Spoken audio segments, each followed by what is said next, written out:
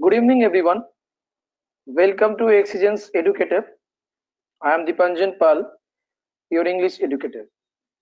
So, this is our fourth class in English, and today we are going to discuss phrase replacement, which is not only important in IBPS or SBI related examinations, but also important in any competitive examinations. Okay, so let's start with phrase replacement and proceed with the directions. Okay.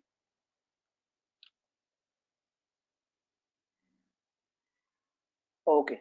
What is the direction here? We are going to discuss a set of 10 questions where the direction is in the following questions. Some part of the sentence is given in bold. Which of the options given below the sentence should replace the part underlined to make the sentence grammatically correct? If the sentence is correct as it is given, then choose options E. No correction required as the answer. That means what has a direction? What is the direction? The direction is that in a particular sentence there is a bold part and you just need to correct it, choosing the options from A, B, C, D, E. Okay. uh, in the particular sentence, the sentence may be grammatically correct, and if you are able to find out the error, you can choose the options by improving the error.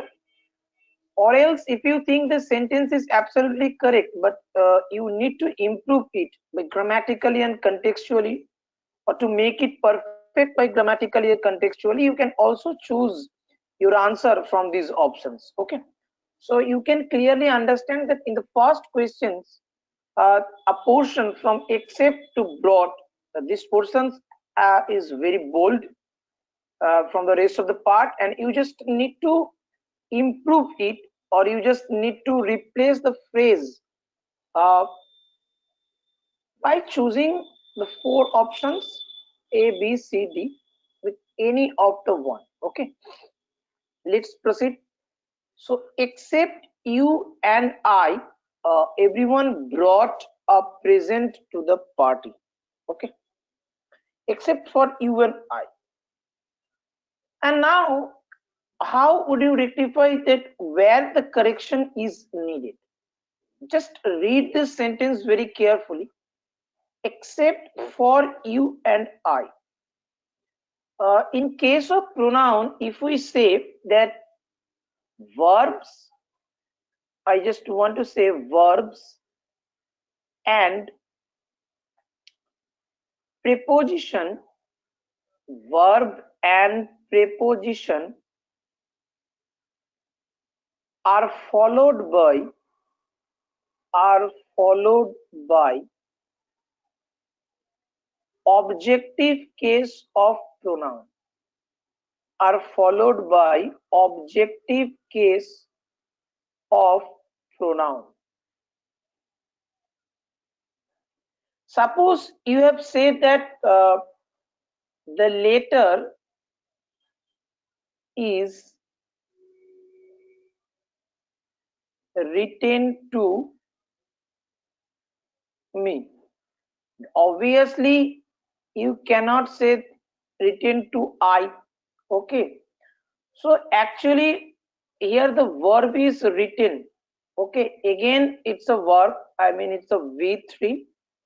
And obviously, to is also a preposition. So I must say that after verb or prepositions, we just need to use the objective form of a pronoun. Okay, you can ask me this, or give me an example with any other words, like a special verb, which is called let, and you can say let both.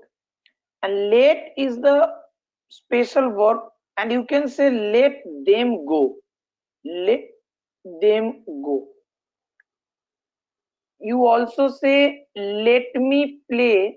Let me play the game. Let me play the game.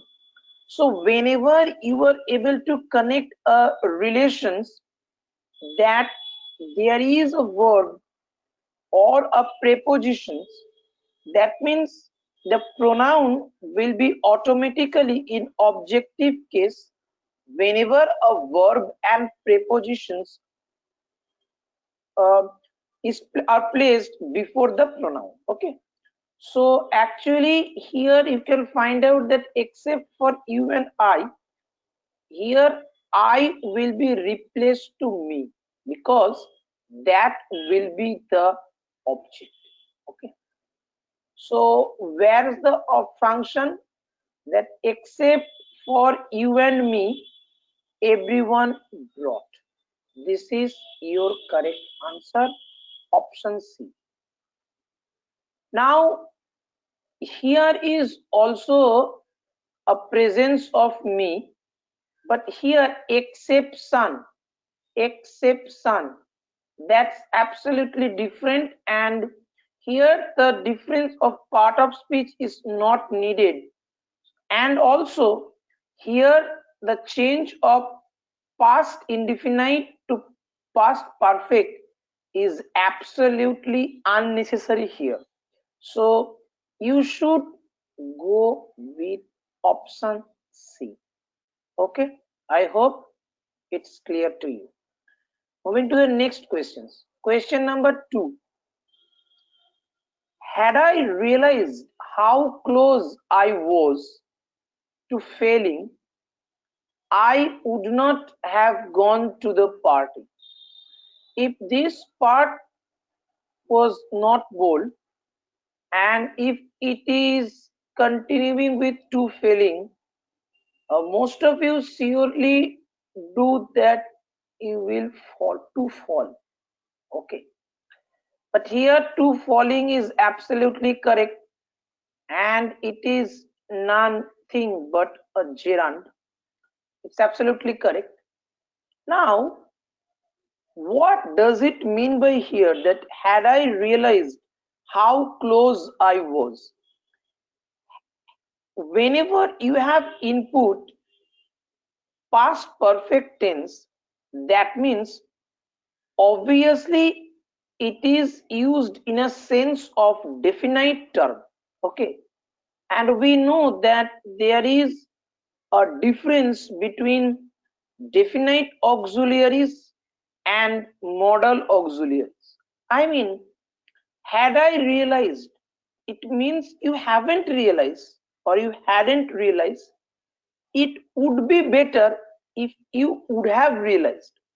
So had I realized how close I was to falling, I would not have gone to the party. Obviously, if you can assume it uh, a certain minutes ago, a few moments ago, or you can uh, uh, presume that it is going to be happen, then you would be more cautious. That is the sense of this sentence, that had I realized how close I was. But had I realized, it means you have already realized. But here the sentence is talking about the probability, or the uh, I must say that in a dubious mind, that you are actually not realized. So in a nutshell, you can say, if I would have realized, if I would have realized, that means here it's a concept of imaginative concept. Suppose conditional part, suppose you have already read a lot of times that if I were a king, I would die for Mumtaz.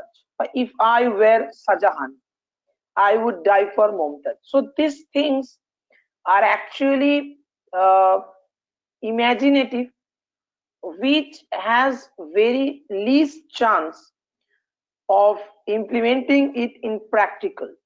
So in this particular sentence, if I would have realized, it's an also part of imagination, I would not have gone to the party.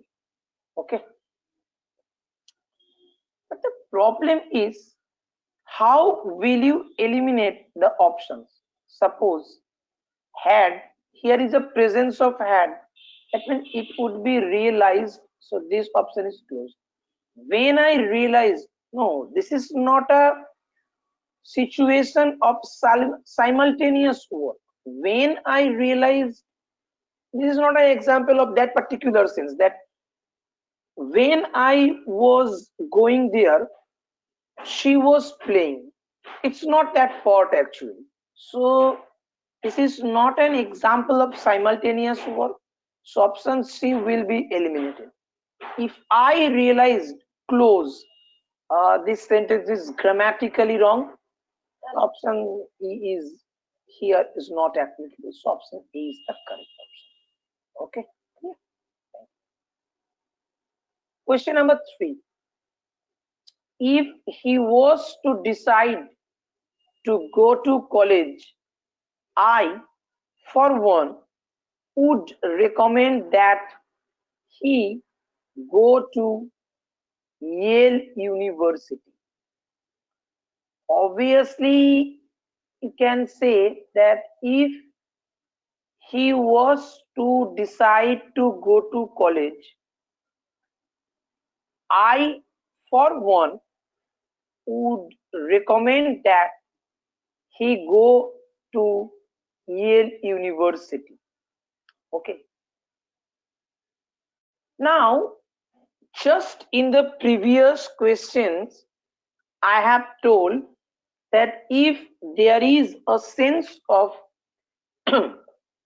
imaginative concept, so if he was to decide, that means it is not fixed that he has decided yet.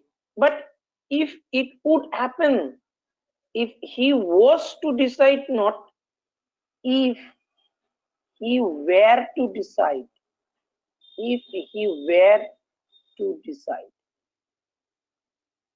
whenever an imaginative concept is there, we just use the inversion form of the verb, be verb. And if he were to decide, that means, like I say, if I were Shahjahan,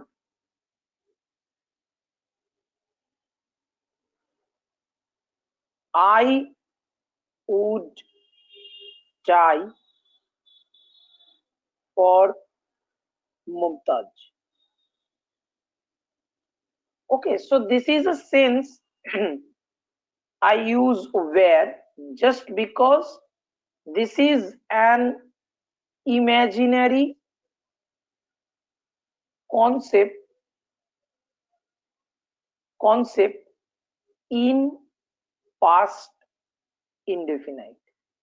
Okay, that is why if he were to decide to go to college, okay, he, I think this person is you recommend that he go to Yale University, would go. Okay. Option A is the correct option. Okay, so if he were to decide to go to college, I for one would recommend that he go to Yale University. Okay, moving on to the fourth question. Being as I am realist, you just don't need to proceed the other part of the sentences, because by reading this particular portion, it will automatically be understand that something is wrong here. Or if you think that yes, this portion is absolutely correct, only then no change required is needed. Okay, now if you read the sentence, being, actually what does it suggest? It suggests that it's a state of being. And as, obviously, if you start a sentence with being, obviously it's a sense of simple sentence. And if you say as, that as is a subordinate conjunction,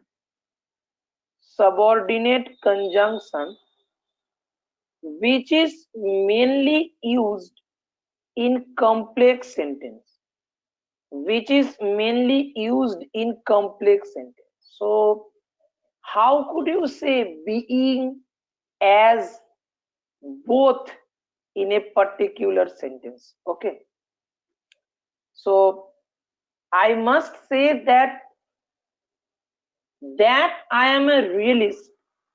I could not accept his statement that supernatural beings has caused the disturbance. Look, from this portion you have added a clause, but again if you start the sentence with a clause, then does it make any sense? Not, absolutely not. That I am a realist. I could not accept his statement. That doesn't make any sense, because it is actually talking about that you are a realist. It's a state of your being that I'm a realist. Again, it violates the rule of a simple sentence term, that being that you cannot say. You just need to put that particular sentence with a normal adjective of or your state, that being a realist. I can say that being an honest person, I should treat the poor patient at free of cost. Obviously, I need a comma. Being an honest doctor. Likewise, being a realist, I could not accept his statement that supernatural beings has caused the disturbance. Okay, here that I'm a realist, being that I'm a realist that I am, these three are absolutely meaningless here, and no correct change required is not needed here. So we should go with option E. Okay, being a realist. Moving into the next questions, which is question number 5. The argument against privatization stems from a fear that the assets were being handed to private sector. Look, these portions you need to replace these particular portions with an improvement. Look, whenever we are focusing to change the phrase replacement, whenever we are giving emphasis on sentence improvement, we just need to remember in our brain all those things, all those portions of core grammar, whether it's a rules of voice change, whether it's a concept of narration change, whether it's a set of rules of nouns which is thoroughly used to choose the spotting error. Pronouns, it can be a sense of degree, it can be a sense of finite and non-finite, or conjunction. Whatever you have read in the whole grammar part, all these things you need to keep in your mind at the time of doing sentence replacement or phrase replacement, because this particular portion or section is not limited to any chapter, but you have to remember all those chapters at once. Okay, now if you construct a sentence literally, what will be your primary concern? That you will automatically try to maintain the tense in the whole sentence. I also think that it should be your primary objectives. Okay, So here the sentence, the argument against privatization stems. Now it is your keywords and which actually suggests that it is a present tense, and in detail it is present indefinite. Okay. From a fear that the assets, it's a plural, that assets and assets were being handed to private sector. Okay. Now here is a present indefinite, and now it's were being, so it's a sense of past. Then how could you mixture a particular sentence with present or past, not using non-finite verb? Okay, so here you need to maintain the use of tense, and it will be obviously are. Okay, so the argument against privatization stems from a fear that the assets are being handed over to private sector. And here it also handed over means you are giving a thing from a person to an another. That's the concept. That is what, suppose I say I have handed over my car to my friend, that is called. And here it's a difference between asset and assets. These are the things which probably you have read in noun. Asset means a quality, and asset means property you achieve. Okay, so we should go with this option, option number E. Okay, next question number 6. He firmly believes I don't need to read this sentence furthermore because I know that belief belief is nothing but a noun. If we are talking about parts of speech, it's a noun. How could we say uh, a noun after an adverb? How could we place? So beliefs is means a set of concept, set of your ideas, beliefs, but firmly believes is not making a sense as this parts of speech itself a noun. So he firmly is believing you don't need to change the formation of the tense structure. So strike off. Firmly believes that it is obviously correct answer, but still I need to focus on the rest of the options, like firmly believe, as it is started with he, so here s or es is needed with the verb, but again it's a noun, so c is also correct. That firmly believes, he that firmly believes, you don't need to put the clause or linker here.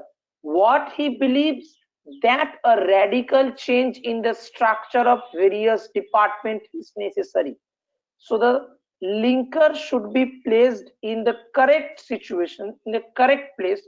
He that, we are not talking about the person, but we are actually talking about what he is thinking of, what is his belief. So here the place of that or the linker is wrong. So obviously option D is a wrong answer, and we should go with option B. Okay, moving on to the next part, which is question number 7. When the child is being bored and not occupied, here is and being plus v3, it gives you the idea the sentence is in passive sense or in passive format. So when the child is being bored and not occupied is also mischievous. Okay. Now the point is, what is the what is the wrong portions here? When the child is being bored, who is being bored? Suppose I say, I feel very bored, obviously, but you are being bored. That means by something, or maybe by someone, you are feeling bored. So that is the sense here. The sentence is in passive. But but being is being bored means the particular action is happening currently. I mean, it's a passive form in present continuous. But why should I use present continuous? I should use in normal sentence that when the child is bored is absolutely correct. And not occupied is not here, as this sentence is not correct, but this tense is not correct. I say when the child is bored, simultaneous adjective and unoccupied and unoccupied is also mischievous. That means you are implementing two verbs using one subject verb agreement. You can say not occupied, but obviously unoccupied is actually a better sense. Okay. And and I must say that also, compared with the options, is board was available in option C, and unoccupied that is absolutely not needed here. And now read out the sentence that when the child is bored, that means obviously he's bored by someone else, something, by something, event, whatever. But being bored is a wrong concept. Is bored and unoccupied is also mischievous. Again, I'm saying the child is being bored is not a wrong concept, but I can say that as it is used in present continuous, that means the action is happening at the current time. That is not correct here. That's my point. Okay. So here the option is question number D. Okay.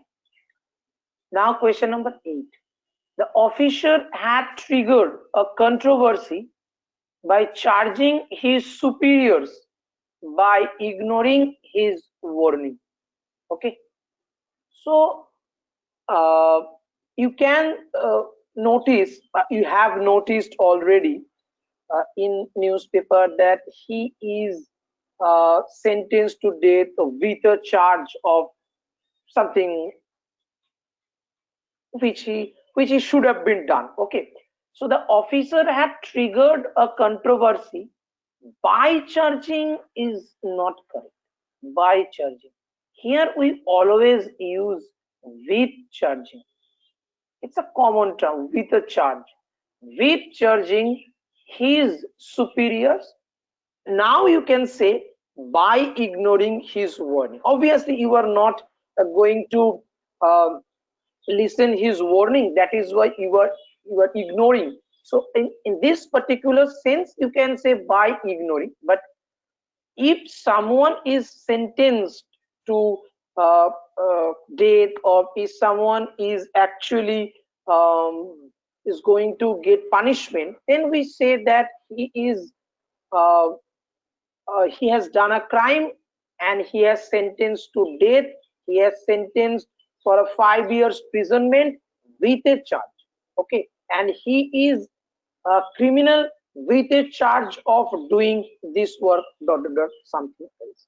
So here by charging not, by charging not, for charging not, only here is one option left, which is with charging, and I should go with Option number D. Okay. So the officer had triggered a controversy with charging his superiors by ignoring his word.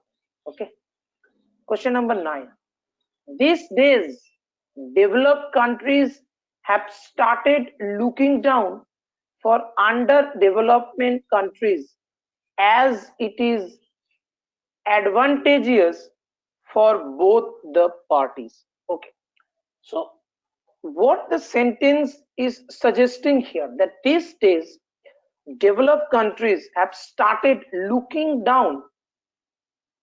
Do you think so that looking down is aptly used here? No, absolutely not. I mean, developed countries are going to look after the undeveloped countries.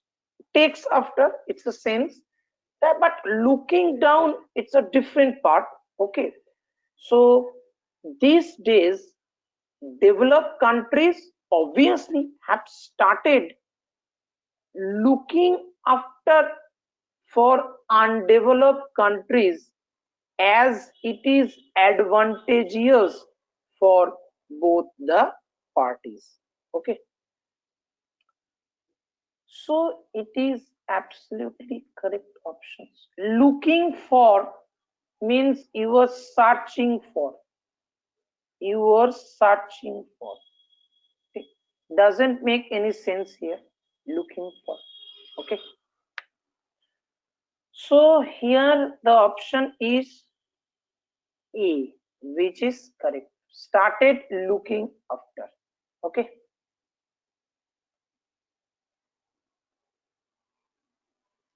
And the last is question number 10. While it is well known that there are large scale leakage from the public distribution system across the country, there are many states which have managed, which have here I have found the error already, which have managed successful. Now verb is followed by adverb. Verb is followed by adverb. So here we have already found the error that managed, and there will be successfully. Successfully. And managed successfully, it should be reformed the public distribution system and deliver food grain to the poor. Now, what are the options that manage to successfully reform? Manage successfully reformed. Have managed successfully reforms?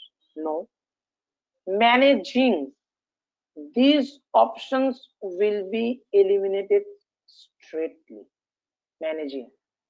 And here you can say managed for successfully reforming.